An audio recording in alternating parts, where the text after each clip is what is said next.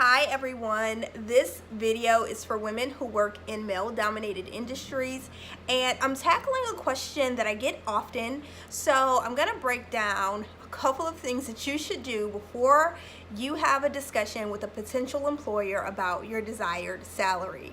So my name is Jacqueline Twilley. I love negotiating and I love teaching women how to negotiate so that they don't leave any money on the table.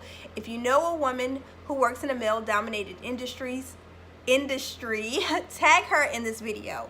All right, first things first, a lot of times when a person is applying for a job online, they'll have a box on that online application that asks for either a current salary or a desired salary. In some states in the US, it is illegal to require an employee to disclose their salary history. Now, there's a lot of reasons behind that, but just to give you a short version of a long answer, because we know that women get paid less than men on average across almost every industry, the thinking behind requiring women to disclose their previous salary, or any employee for that matter, is that if you have traditionally been paid less than your counterparts, even as you move forward into new positions, that's still going to carry over. So you're never going to have that opportunity to come up to the right pay rate. So that's why some states, in short, are making it illegal for you to disclose your previous salary history. Now, to find out if your state is one of those, just do a simple Google search. Now, for other people, employers can still ask you to disclose your salary history. What I recommend that you do is, before you fill out that box, do your research to figure out what the market rate is. Now, a market rate is what people get paid in a certain industry, in a geographic area, with a certain experience level for work that's being done. So let me give you an example. A graphic designer in Tampa, Florida is going to get paid something different than a graphic designer in New York City versus a graphic designer in Dallas, Texas. They're different markets.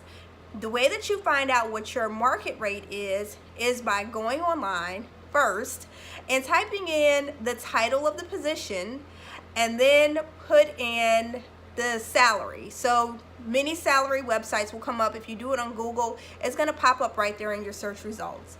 That's going to give you a general overview of what the salary range is, which is the market rate, okay?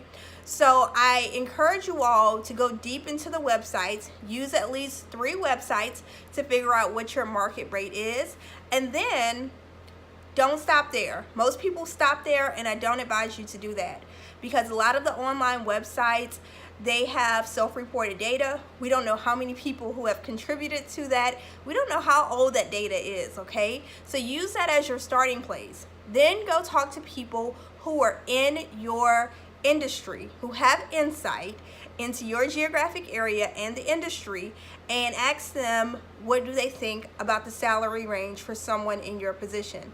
Now, y'all, this is all before you have that conversation about salary.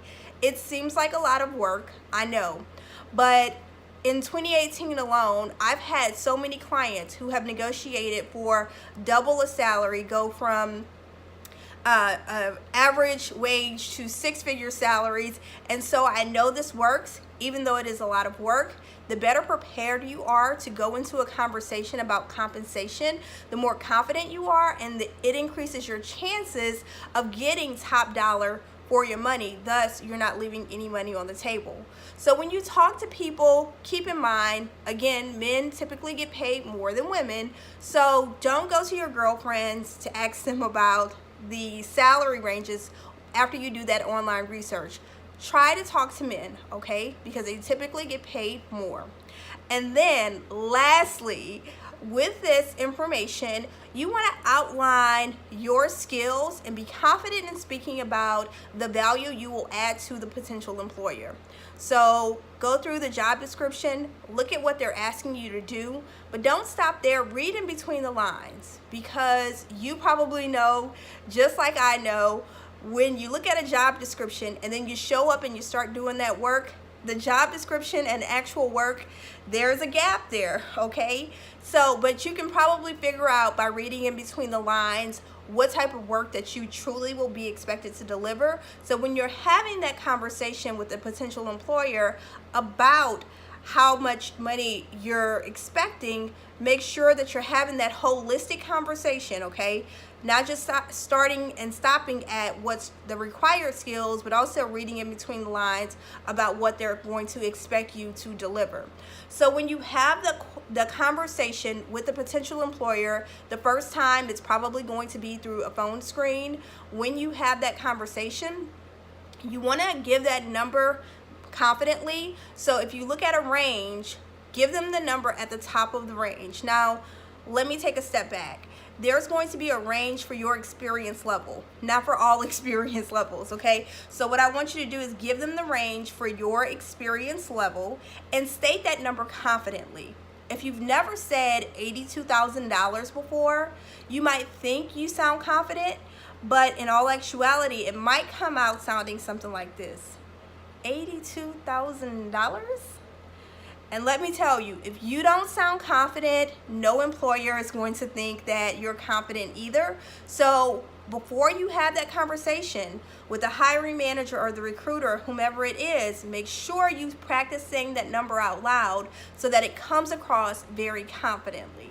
Now, again, I want to go back to the point of disclosing your previous salary versus your expected salary. So when you have that conversation, tell them, based on my research and based on the job description, I'm under the impression that these are the expected duties that I'll be expected to perform, and these will be the expected results that I'll be delivering. So with that, this salary is the market rate that's in line with the work that I'll be expected to do. Sometimes people will try to push you on what you earned in the previous role, and if your previous role compensation isn't the same or relatable to the job that you're applying for, just keep the conversation on the position that you're interviewing for, okay? Because that's the most relevant thing. So if anyone has any questions about how to answer the question about how much money you made in a previous job, to negotiate that salary, to get the increase, get the highest amount of money that's allotted for that position, just send me a direct message if you have any follow-up questions, but don't leave any money on the table. Until next time, keep emulating excellence and eliminating excuses.